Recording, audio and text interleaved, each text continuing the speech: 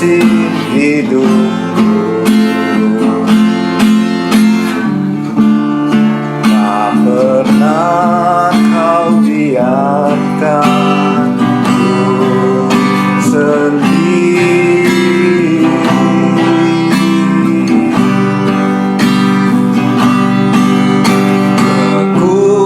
Kekuatan di jiwaku adalah bersamamu. Tak pernah ku ragukan kasih-Mu.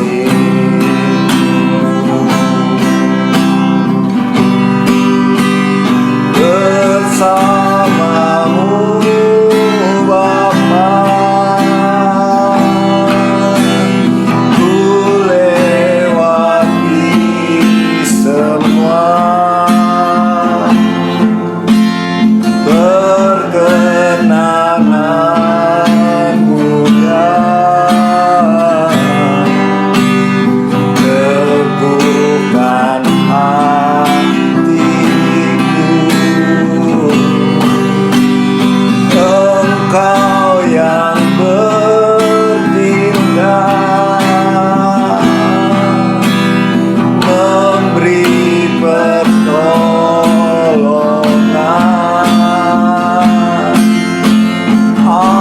Anugerah-Mu besar melimpah bagiku.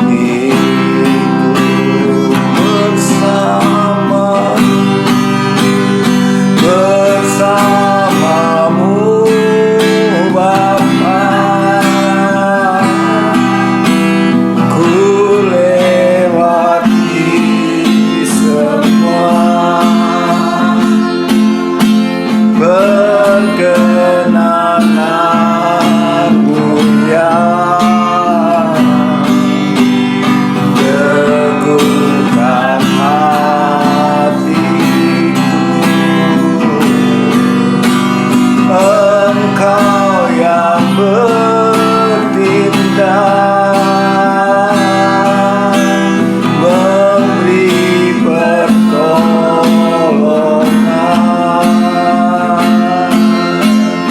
Anugerah-Mu besar melimpah bagiku.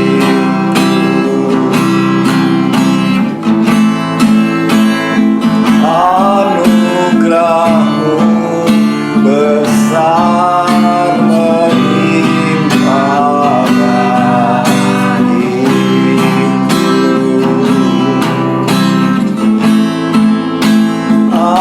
Anugerah-Mu besar melimpah bagiku.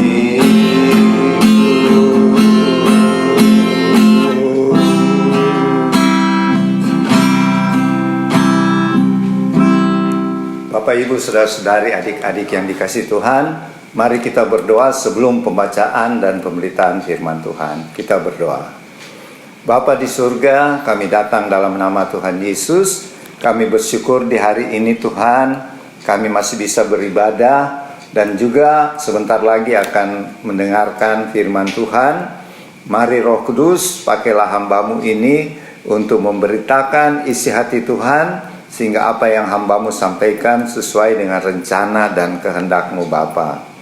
Berfirmanlah ya Tuhan, kami sudah siap mendengarkan firman-Mu serta melakukannya. Di dalam nama Tuhan Yesus. Amin.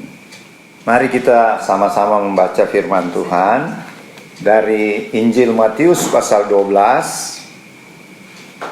Injil Matius pasal 12 kita baca mulai dari ayat 38 sampai dengan ayat 42. Injil Matius pasal 12 ayat 38 sampai 42. Oma Farah.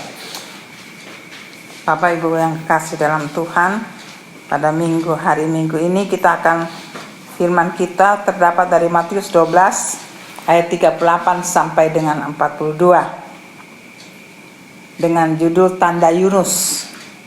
Pada waktu itu berkatalah beberapa ahli Taurat dan orang Farisi kepada Yesus, "Guru, kami ingin melihat suatu tanda daripadamu." Tetapi jawabnya kepada mereka, "Angkatan yang jahat dan tidak setia ini menuntut suatu tanda, tetapi kepada mereka tidak akan diberikan tanda selain tanda Nabi Yunus.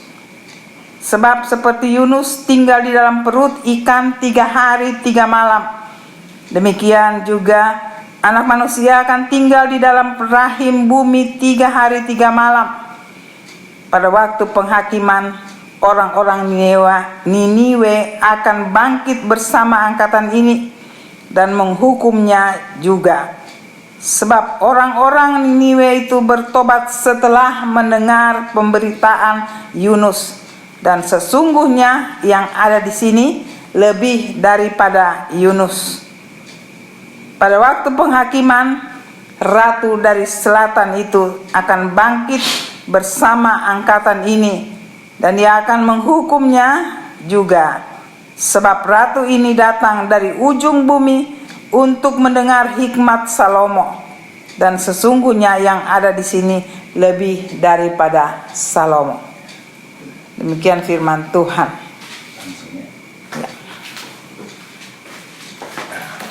Bapak, Ibu, saudara-saudari, adik-adik yang dikasihi Tuhan, pembacaan firman Tuhan hari ini tentang Tuhan Yesus ketika berhadapan dengan para ahli Taurat dan orang-orang Farisi.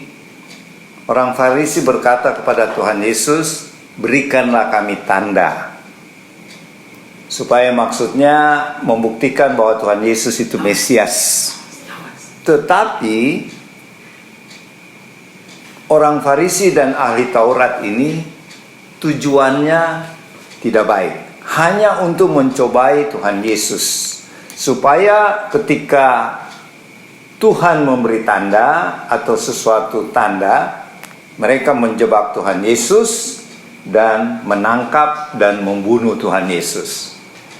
Ya, firman Tuhan hari ini untuk mengingatkan kita bahwa tidak lama lagi, bulan depan tanggal 15 April 2022, kita akan memperingati kematian Tuhan Yesus di kayu salib di Bukit Golgota yang dinamakan Hari Raya Jumat Agung. Tapi ada juga gereja menyatakan merayakan Hari Raya Paskah. Karena ada dua macam ya. Ada gereja yang menganggap hari Jumat Agung itu hari Paskah karena memperingati waktu bangsa Israel keluar dari Mesir. Itu malaikat maut lewat, Pesah jadi Paskah. Tetapi yang kalau Protestan menganggap Jumat Agung itu bukan Paskah ya, hari kematian Tuhan Yesus di kayu salib. Paskahnya nanti hari Minggu yang ditandai dengan mencari telur Paskah. Apa hubungannya dengan pembacaan kita? Itu yang diminta oleh orang Farisi dan ahli Taurat, "Berikanlah kami tanda." Tuhan tahu isi hati mereka mau mencobai dia, supaya menjebak dia bahwa dia bersalah dan dia bukan Mesias. Jadi tidak baik ya niat dari orang Farisi dan ahli Taurat. Dan Tuhan Yesus jawab, "Buat angkatan yang jahat ini." Nah, itu tandanya Tuhan marah ya, sampai Tuhan bilang, "Buat angkatan yang jahat ini dan tidak setia ini, yang menuntut suatu tanda, tetapi kepada mereka saya tidak beri tanda selain hanya satu tanda." Apa? Tanda Nabi Yunus. Kita tahu kan tanda Nabi Yunus, maksudnya Tuhan, waktu Yunus disuruh Tuhan Allah ke Niniwe, dia mau lari ke Tarsis. Akhirnya dia dibuang ke laut supaya meneduhkan angin badai waktu itu. Dan Yunus ditangkap oleh ikan yang besar. Kalau di guru sekolah minggu bilang ikan paus ya. Dan selama 3 hari dia di perut ikan. Nanti hari ketiga dia dimuntahkan kembali ke Niniwe. Dan Nabi Yunus disuruh Tuhan keliling 3 hari kota Niniwe. Karena memang karena kota itu cukup besar, jadi caranya harus dengan berjalan kaki dan selama 3 hari. Jadi selama 3 hari Nabi Yunus memberitakan firman Tuhan, yaitu supaya bertobat. Orang-orang di Niniwe harus bertobat. Kalau tidak bertobat, Tuhan akan menunggang-langgangkan kota Niniwe. Dengan kata lain, Tuhan akan menghancurkan kota Niniwe. Itu Bapak Ibu Saudara-saudari dan adik-adik yang dikasihi Tuhan. Tuhan katakan, saya hanya akan memberikan tanda Nabi Yunus. Apa artinya? Kita tahu yang kita peringati nanti bulan depan tanggal 15 April, hari Jumat Agung. Di situ Tuhan Yesus mengorbankan dirinya, mati di atas kayu salib dan dikuburkan. Itu yang dikatakan dia selama 3 hari berada di dalam rahim bumi, ya. Maksudnya itu Tuhan mati dan dikuburkan, ya. Itu yang di ayat 40b. Anak manusia akan tinggal di dalam rahim bumi 3 hari 3 malam. Rahim bumi itu kalau orang Israel artinya kuburan. Jadi Tuhan akan dikubur selama 3 hari 3 malam dan dia bangkit pada hari yang ketiga. Jadi Tuhan sudah memberitakan sama orang Farisi dan ahli Taurat bahwa tanda yang saya beri sama kamu, kamu kan minta tanda mujizat, padahal sudah kelewatan. Sebelum-sebelumnya orang Farisi dan ahli Taurat sudah menyaksikan Tuhan Yesus menyembuhkan orang lepra, Tuhan Yesus menyembuhkan orang buta, Tuhan Yesus menyembuhkan orang tuli, orang lumpuh. Sudah terlalu banyak tanda, tapi mereka tetap meminta dengan tujuan mau menjebak Tuhan Yesus, ya. Jadi tidak baik niatnya, ya. Tapi Tuhan Yesus bilang, untuk itu kamu saya cuma kasih tanda Nabi Yunus. Nah, maksudnya nanti pada saatnya Tuhan Yesus disalib, masuk ke rahim bumi, yaitu dikubur, dan bangkit pada hari yang ketiga. Sama dengan Yunus, masuk dalam perut ikan 3 hari 3 malam, kemudian dimuntahkan keluar dari Niniwe. Itu tandanya. Maksudnya gini, ya Bapak Ibu Saudara-saudari, adik-adik yang dikasihi Tuhan, kita belajar di sini. Janganlah kita mencobai Tuhan kita. Yang dilakukan oleh ahli Taurat dengan orang Farisi ini sama dengan mencobai Tuhan. Mereka menolak Tuhan Yesus sebagai Tuhan dan Juru Selamat. Mungkin Bapak Ibu, saudara-saudari dan adik-adik bilang, kami tidak pernah mencobai Tuhan, kami tidak pernah menolak Tuhan. Tetapi itu bisa terjadi dalam bentuk lain. Misalnya, ketika kita sakit, kita berdoa tapi tidak sembuh, kita sudah tidak percaya lagi Tuhan. Banyak dari pengalaman opa dan oma melayani orang-orang percaya, orang Kristen, orang Katolik, banyak mengalami begini. Mereka mencobai Tuhan dengan berkata, kami sudah berdoa, Tuhan tidak dengar. Padahal Tuhan dengar, Tuhan tidak tuli, ya. Tapi kapan Tuhan menyembuhkan kita dari sakit, itu otoritasnya Tuhan. Tuhan bisa sembuhkan secara instan, bisa Tuhan sembuhkan bulan depan, minggu depan, tahun depan. Tuhan lebih tahu. Bahkan ada yang tidak sembuh, sudah berdoa malah meninggal. Tuhan lebih tahu, ya, apa yang terbaik buat kita. Jadi kalau kita meragukan Tuhan, sama juga kita mencobai Tuhan, sama dengan orang Farisi. Dan Tuhan bilang, kalau orang-orang Niniwe yang hasil penginjilannya Nabi Yunus, satu saat di masa depan, mereka akan menghakimi kamu, hai orang Farisi dan ahli Taurat. Karena mereka cukup dengan firman Tuhan yang diberitakan oleh Nabi Yunus 3 hari 3 malam jalan kaki. Mereka tidak minta tanda mujizat. Tapi dengan pemberitaan firman oleh Nabi Yunus, mereka bertobat. Dan kita baca di kitab Nabi Yunus, orang Niniwe semua bertobat tanpa tanda mujizat. Itu maksud Tuhan. Jadi di sini kita belajar firman Tuhan itu penting. Jangan kita mau mujizat, tidak ada mujizat, tidak mujizat sembuh. Pak Pendeta Ridwan Huta Barat bilang mujizat sembuh itu sedikit itu. Yang mujizat yang betul, kita tetap setia dan percaya Tuhan meskipun tidak lihat mujizat. Contohnya orang Niniwe, mereka tidak melihat mujizat satupun yang dibuat oleh Nabi Yunus, tapi mendengar firman Tuhan mereka bertobat. Itulah yang dimaksud Tuhan. Hai kamu orang Farisi dan ahli Taurat, kamu minta tanda mujizat, aku tidak beri. Cukup aku beri tanda Nabi Yunus. Yaitu, maaf, kamu akan melihat satu waktu saya mati di kayu salib dan masuk dalam kuburan 3 hari 3 malam dan saya akan bangkit lagi. Itulah tanda Nabi Yunus. Dan Tuhan juga katakan di ayat, di ayat keberapa lagi itu? 42, pada waktu masa penghakiman nanti, Ratu dari Selatan akan bangkit bersama angkatan ini dan ia akan menghukumnya juga. Maksudnya gini, karena Ratu dari Selatan ini bukan Nyai Roro Kidul ya. Banyak orang di Indonesia bilang ini Ratu dari Selatan, Opa Pendeta. Ini berarti Nyai Roro Kidul. Bukan. Di Alkitab tidak kenal Nyai Roro Kidul ya. Ratu dari Selatan di sini maksudnya Ratu dari Sheba, Ratu Sheba yang asalnya dari Ethiopia. Kalau sekarang negara Ethiopia. Itu terjadi pada waktu zaman Raja Salomo. Kalau kita baca di kitab Raja-Raja, karena Raja Salomo itu begitu berhikmat sehingga Ratu Sheba yang begitu jauh sekali ya di Ethiopia mendengar saja hikmatnya Salomo, tidak melihat mujizat loh, dia pergi cari Salomo yang begitu jauh. Kita bisa baca di kitab Raja-Raja ya. Itu Tuhan bilang, Ratu Sheba saja yang bukan orang Yahudi, orang kafir, kalau istilahnya sekarang, mau datang melihat Raja Salomo karena mendengar hikmat yang dimiliki Salomo. Bukan mujizat loh. Hikmat artinya Raja Salomo bisa memutuskan perkara-perkara dengan adil, dengan hikmat. Itu saja yang didengar Ratu Sheba, dia pergi cari. Dan Tuhan Yesus bilang, satu saat pada hari penghakiman, Ratu Sheba juga akan dibangkitkan.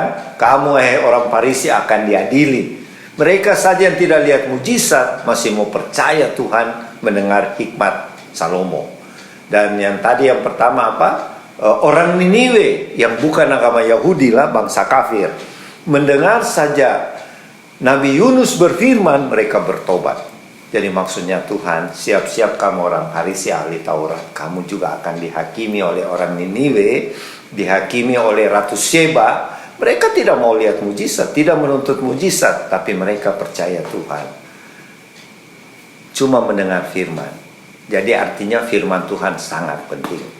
Tapi buat orang Farisi dan ahli Taurat terbalik. Firman Tuhan itu tidak penting buat mereka. Mereka mau coba Tuhan Yesus dengan mana mujizatmu, mana tandamu. Padahal sudah banyak mereka menyaksikan tanda dan mujizat. Jadi apa kita belajar dari pembacaan firman hari ini? Marilah kita umat Kristus di akhir zaman, kita berjaga-jaga dan berdoa menantikan kedatangan Tuhan Yesus yang kedua kali dalam peristiwa pengangkatan, supaya ketika kita setia, rajin baca firman, rajin memuji Tuhan, menyembah Tuhan dan berdoa karena pesan Tuhan, Tuhan Yesus berjaga-jaga dan berdoalah. Supaya ketika Tuhan Yesus datang kedua kali, kita akan mengalami pengangkatan. Kita akan diangkat Tuhan ke surga, tinggal bersama Tuhan Yesus di surga. Itu hikmat atau makna dari pembacaan firman Tuhan hari ini. Marilah kita tetap setia pada Tuhan Yesus, tetap percaya Dia, beriman sama Dia, dan rajin membaca mendengarkan firman-Nya seperti yang kita lakukan saat ini. Ya, firman Tuhan sangat penting, tapi banyak orang mau lihat mujizat. Mujizat penting, tapi lebih penting firman Tuhan. Makanya teman-teman Warlot khususnya dan Bapak Ibu Saudara-saudari, saya selalu anjurkan rajin baca firman Tuhan. Mau mengerti atau tidak, kalau tidak mengerti tanya hamba Tuhan yang mengerti. Tapi jangan kayak orang Farisi, tahu firman Tuhan, tapi mau mencobai Tuhan lagi dengan mana mujizatmu Tuhan. Kalau yang tadi Opa kasih contoh, mana Tuhan punya mujizat? Saya sudah berdoa-berdoa kok tidak sembuh. Sudahlah, saya tidak percaya engkau. Itu sama dengan orang Farisi itu. dengan ahli Taurat, ya. Semoga firman Tuhan pada hari ini menjadi bekal, pedoman buat kita supaya hidup sungguh-sungguh dalam Tuhan, rajin berdoa, rajin baca firman, rajin merenungkan dan melakukan firman Tuhan. Tuhan Yesus memberkati. Mungkin Oma Palar mau melengkapi, silakan. Ya, silakan. Langsung. Bapak Ibu Saudara sekali yang kekasih di dalam Tuhan, pada hari ini kita mendengarkan firman yang berbicara tentang orang Farisi. Kita dan ahli Taurat, orang Farisi dan ahli Taurat. Kita harus melihat dulu dari pembacaan ini siapa orang Farisi. Kita tahu siapa ahli Taurat. Dan kita semua sudah membaca firman berulang-ulang. Farisi dan ahli Taurat itu tidak cocok dengan Tuhan Yesus. Ya. Sampai apa yang judul firman Tuhan hari ini, mereka menuntut keajaiban. Pada dasarnya mereka menuntut keajaiban dan tanda ini. Pada dasarnya mereka sudah tahu, mereka sudah dengar dan mereka sudah melihat sendiri. Tapi dasar yang mereka menuntut keajaiban, sebenarnya di situ ada rasa cemburu, rasa tersaing, ya. Ada hal-hal secara kedudukan, itulah sifat dunia. Cemburu, ya, takut kedudukan mereka disaing. Mereka sudah tidak terkenal lagi. Mereka berpikir tidak punya kedudukan lagi kalau Tuhan Yesus sudah mengambil posisi itu. Jadi dalam hal ini kita semua tahu bahwa sifat orang Farisi, ahli Taurat itu bukan murni dari hati mereka, tapi sudah didasari oleh hati yang cemburu yang tadi saya katakan dan lain-lain. Nah, bagaimana dengan kita, ya? Kita kadang-kadang cerita ini yang kita baca tadi, Tuhan Yesus seumpama Nabi Yunus. Nah, hanya itu yang mereka tahu. Tuhan tidak memberikan lagi penjelasan yang apa yang Tuhan sementara lakukan saat itu di tempat, di zaman yang Tuhan katakan kepada ahli Taurat dan Farisi. Mereka sudah tahu, mereka sudah melihat keajaiban itu, mujizat yang Tuhan buat. Tetapi dasar mereka yang tadi saya katakan tidak mau terkalahkan, maka timbul yang mereka buat sendiri. Ya, itulah sifat iblis, ya. Kadang-kadang kita ingin mengatakan sesuatu pada orang untuk menjebak. Saya percaya Bapak Ibu Saudara-saudari di rumah mengetahui ini. Saya tidak memperpanjang itu. Kadang-kadang kita rasa tersaing, kita mulai membuat sesuatu yang untuk menjebak orang yang kita tidak suka. Pada dasarnya motivasi itu tidak pada ada kebenaran di apa yang kita lakukan, kita katakan. Dalam hal ini orang Farisi dan ahli Taurat hanya karena rasa cemburu. Disitulah Tuhan menegur mereka, ya. Seakan-akan kalau Tuhan mau berbicara, kamu sudah lihat setiap hari, buat apa lagi mau ditanya? Sampai Tuhan hanya satu saja, saya tidak akan memberikan mujizat. Kamu hanya bisa melihat mujizat di tanda-tanda Nabi Yunus saja yang kamu tahu di dalam kamu punya buku Alkitab yang kita katakan, mereka punya buku bimbingan dari Tuhan, ahli Taurat dan segala macam yang untuk kita kali ini untuk kita zaman ini kita bilang Alkitab. Mereka tahu itu cerita Yunus. Jadi Tuhan ingatkan, padahal cerita Yunus yang hari ini yang saya ada itu selalu ada di kamu. Tapi kamu mau menjebak saya. Tuhan tahu itu. Sampai Tuhan bilang, saya tidak akan kamu lihat mujizat, saya tidak akan berikan. Hanya di Yunus yang mujizat Yunus yang kamu akan nikmati. Nah, itu Tuhan secara tidak langsung menegur mereka. Ya, Yunus, buat apa lagi kamu katakan, karena kamu tidak punya motivasi yang benar, ya. Nah, begitu juga dengan apa yang tadi dikatakan setelah Nabi Yunus, seperti tadi ratu dari selatan, ya. Mereka hanya mendengar seperti Yunus memberikan berita, ya, membuat KKR 3 hari 3 malam, ya. Orang Niniwa langsung bertobat. Ratu dari selatan yang tadi Opa katakan, dia hanya mendengar hikmatnya Salomo, dia langsung bisa percaya, meresponi itu, karena dasar hati mereka tidak seperti dasar hati orang Farisi dan ahli Taurat. Nah, bagaimana dengan kita? Kadang-kadang dalam diaplikasikan untuk kehidupan kita saat ini, Tuhan Yesus sudah memberikan begitu banyak mujizat. Kita lihat, ya, mungkin kita tidak mengatakan tidak benar itu. Kita lihat itu benar, tapi kita mementingkan diri kita sendiri, ya. Kita punya hati yang mana Tuhan Yesus, aku sudah berdoa siang malam, tapi kok tidak ada, ya. Apa bedanya yang Tuhan Yesus katakan pada ahli Taurat, ya? Ahli Taurat dengan keadaan zaman itu mereka rasa tersaingi, tapi kita sekarang bagaimana? Kita mau katakan kita tersaingi dengan Tuhan Yesus? Saya rasa tidak, karena kita tahu Tuhan, tapi kita tidak mengerti Tuhan. Itu persamaan yang saya bisa garis benang merahnya. Kita tidak mengerti Tuhan, kita hanya melihat mujizat, ya. Kita mau itu mujizat terjadi dengan kita. Padahal di dalam saya berpendapat bahwa mujizat itu adalah bagian dari kekristenan kita, bagian dari kehidupan kita bersama Tuhan. Kita tidak bisa melihat mujizat, hanya melihat mujizat kita percaya Tuhan. Tidak. Percaya Tuhan pada posisi-posisi yang Tuhan mau. Keintiman itu, bagaimana kita dengan Tuhan, melihat, mencari pribadi Tuhan, mencari apa maunya Tuhan dalam hidup kita, bahwa maka disitulah terjadi mujizat. Tapi banyak orang yang saya katakan sekali lagi, zaman ini seperti seperti ahli Taurat dan Farisi, ya, mau mencari Tuhan mujizatmu.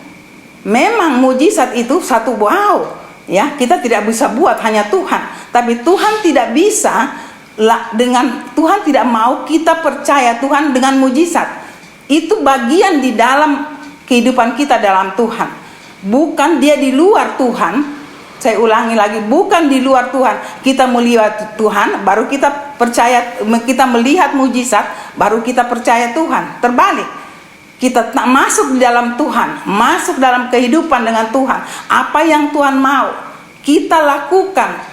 Kita intim dengan Dia, kita mengerti Dia, kita mau. Tuhan katakan, waktu aku tinggalkan dunia ini, kamu bisa berbuat sesuatu yang seperti aku buat di bumi, bahkan lebih. Nah, kalau Tuhan katakan seperti aku waktu kamu bisa membuat sesuatu yang seperti aku waktu berada di bumi, berarti kita sama dengan Tuhan. Ya, tidak ada batasan. Seperti aku buat. Ya, Tuhan tidak melihat siapa, hanya orang yang berpangkat, hanya orang yang pintar, tidak. Siapa yang percaya kepada aku, kamu bisa lakukan. Ya, karena aku ada di situ, bahkan lebih besar lagi. Jadi kita tidak seperti orang Farisi atau ahli Taurat, ada motivasi. Kita motivasi maunya lihat mujizat, tapi dengan pengertian yang salah. Cari Tuhan, cari keintiman dengan Tuhan, maka mujizat itu terjadi. Di tingkat-tingkat itu Tuhan mau, Tuhan yang menilai hati kita, ya. Tuhan yang tahu sampai di mana kehidupan perkenanannya Tuhan dalam kita, dan Tuhan yang tahu sampai di mana kita mengerti Tuhan, bukan mujizat. Mujizat itu adalah kedua. Sekali lagi saya katakan, mujizat itulah bagian dari pengikut Tuhan, kekristenan kita, bukan intinya mujizat. Setiap kita dalam Tuhan selalu ada mujizat, tidak ada waktu-waktu tertentu. Setiap hari ada mujizat. Setiap tarikan napas kita itu mujizat. Kalau kita mengerti ini, karena kita mengerti Tuhan, kita hidup dengan Dia, kita intim dengan Dia, itu yang paling benar, baru mujizat. Sekali lagi saya ingatkan bahwa firman hari ini kalau kita minta mujizat dari Tuhan tapi ada motivasi yang salah, Tuhan tidak mau. Tuhan sangat kecewa. Jangan seperti orang Farisi, ya, hanya mau melihat mujizat padahal motivasi karena cemburu. Hanya mencari mujizat Tuhan, mau percaya Tuhan kalau Tuhan memberikan aku mujizat. Tidak bisa. Tidak bisa, teman-teman, Bapak Ibu di rumah. Jadi inti firman hari ini, mari kita intim dengan Tuhan. Mari kita cari pribadinya. Itu bisa, dan apa yang Tuhan lakukan waktu dia hidup, kita bisa lakukan. Ya, bagaimana kita hidup seperti Tuhan Yesus hidup zaman itu. Dia jaga kehidupannya. Bukan selalu orang mengatakan, oh dia Tuhan kok. Tidak. Dia 100% adalah manusia. Tapi ketaatannya pada Tuhan, yang Allah Bapanya di surga, itu yang kita harus contoh. Karena kita bersandar kepada Bapa, Tuhan Yesus sandar kepada Bapa di surga. Itulah modalnya yang paling hakiki. Nah, kita tertantang. Tuhan, saya ulangi, Tuhan tidak pernah katakan kalau kamu sudah begini maka terjadi yang hebat, ya. Kamu percaya aku yang begini maka terjadi yang begini. Tidak. Tuhan tidak pernah memberikan batasan. Tuhan katakan itu, saya ulang lagi, apa yang aku pernah buat selama aku hidup di bumi, kamu juga bisa dan akan lebih besar lagi. Dan sekarang kalau saya pribadi, saya kejar itu Tuhan. Bukan apa yang dia lakukan terhadap manusia, saya kejar pribadinya. Saya tidak mengatakan dia Tuhan. Ya, waktu dia tinggalkan dunia ini, dia katakan aku memberikan kuasa. Kalau dia sudah memberikan kuasa dan dia tinggal di dalam kita, kita bisa lakukan. Ya, tinggal dari kita.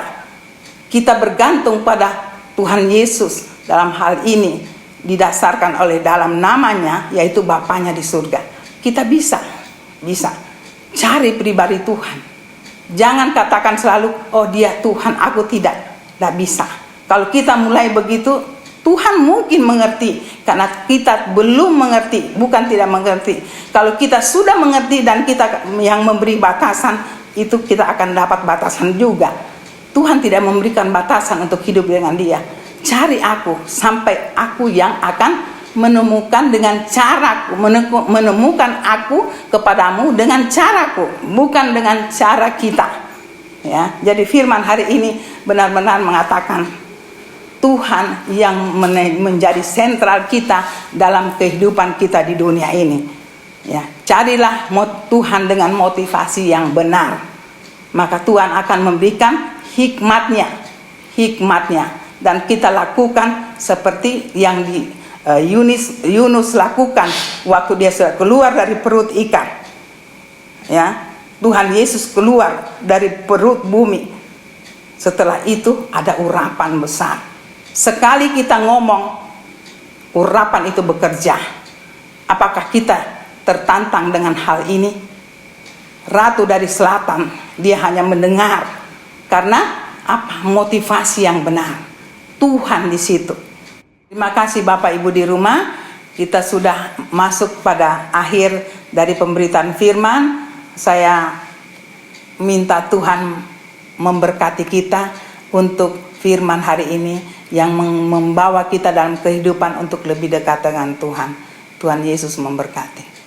Kita akan memuji Tuhan sekali lagi sebelum kita berdoa syafaat, kemudian terima berkat Tuhan. Mari kita puji Tuhan dengan satu buah lagu, di mana di lagu ini kita percaya Tuhan yang membuat mujizat memelihara kita. Mari kita puji Dia dengan sebuah lagu.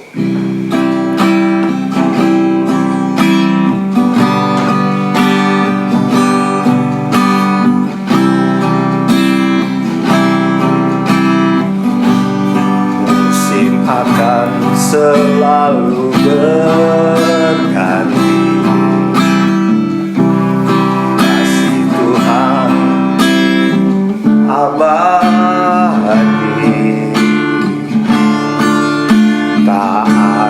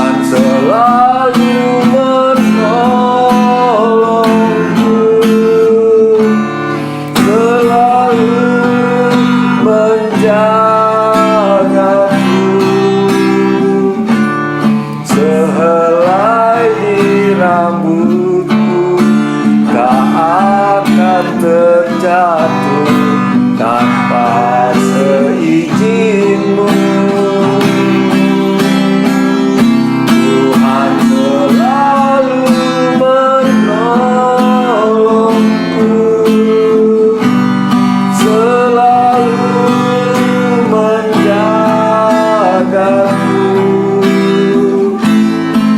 Dia mengenyangkanku dan peliharaku seumur hidupku.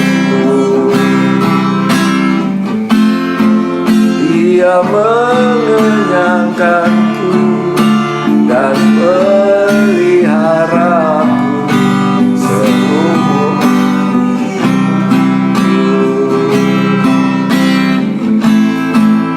Dia mengenyangkanku dan peliharaku seumur hidupku.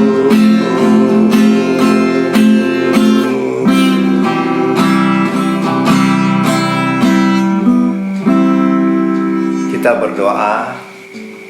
Bapa di surga, kami bersyukur kepadamu Tuhan, karena firman-Mu tadi sudah diberitakan, dan kami mohon tuntunan Roh Kudus supaya kami menjadi pelaku-pelaku firman, bukan hanya mendengar saja.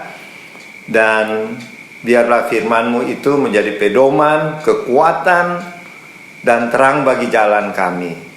Di masa-masa pandemik Omikron yang masih sedang berlangsung, pengharapan kami tetap kepadamu Tuhan Yesus. Kami percaya Omikron ini akan segera berlalu. Dan Tuhan, kami berdoa buat Bapak Ibu, saudara-saudari, adik-adik yang mengikuti ibadah ini, dan khususnya juga teman-teman Warlot bersama keluarga. Bagi Bapak Ibu, saudara-saudari yang bekerja atau bisnis, Tuhan kiranya memberkati di dalam pekerjaan, di dalam bisnisnya, di dalam karir, dalam pekerjaan, tugas jabatan, baik itu di TNI, Polri, maupun di sipil, maupun secara wira swastawan atau bisnis secara swasta. Tuhan kiranya memberkati. Bagi teman-teman yang melakukan bisnis, seperti misalnya Kapulaga Cafe di Bogor, Tuhan kiranya memberkati kafenya, sehingga Tuhan mendatangkan para pelanggan, pengunjung makin bertambah-tambah, sehingga omset dari Cafe Kapulaga di Bogor ini semakin meningkat. Begitu juga dengan usaha-usaha lainnya Tuhan. Bagi anak-anak kami, saudara-saudara kami, cucu-cucu kami yang sedang dalam pendidikan, Tuhan Yesus kiranya memberkati supaya mereka berhasil dan sukses dalam studinya dan berhasil mencapai cita-cita mereka. Bagi semua teman-teman Warlot yang dalam keadaan sakit atau mengalami problem, masalah apapun, kiranya Tuhan memberikan kesembuhan. Bagi Ibu Olivia yang berada di Rumah Sakit Siloam Cikarang, kiranya bilur-bilur Tuhan Yesus menyembuhkan. Tuhan, kami berdoa buat Bapak Ibu, saudara-saudari atau teman-teman Warlot yang berbahagia karena berkat Tuhan, ulang tahun, karir, dan lain sebagainya.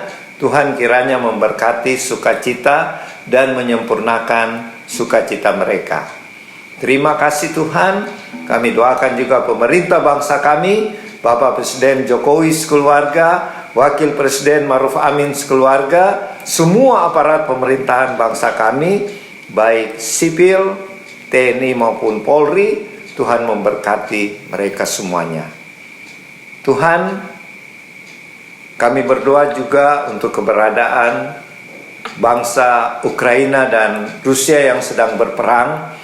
Kiranya Tuhan mengasihani rakyat-rakyat Ukraina maupun Rusia yang mengalami korban peperangan ini. Tuhan hiburkan yang kehilangan anggota keluarga, yang sakit Tuhan sembuhkan, dan Tuhan gerakkan Presiden Putin maupun Zelensky untuk duduk dalam meja perundingan dan terjadilah perdamaian. Ini permohonan kami Tuhan, dan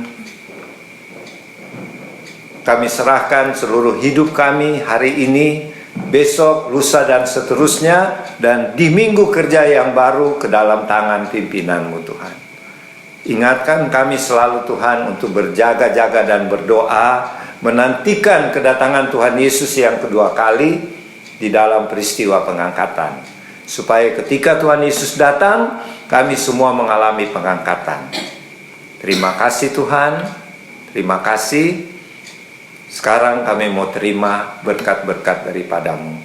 Kiranya berkat-berkat dari Allah Bapa yang berlimpah-limpah di dalam dan melalui anaknya Tuhan Yesus Kristus, dan persekutuan dengan Roh Kudus menyertai Bapak Ibu, saudara-saudari, adik-adik yang dikasih Tuhan, dan menyertai kami yang ada di Tabernakel Warlot di Sentul City. Mulai hari ini sampai Tuhan Yesus di angkasa mengangkat kita semua, bahkan sampai selama-lamanya. Di dalam nama Tuhan Yesus, semua yang percaya dan menerima berkat sama-sama katakan amin. Terima kasih Bapak Ibu saudara-saudari. Sampai jumpa minggu depan di awal bulan April. Shalom, Tuhan Yesus memberkati.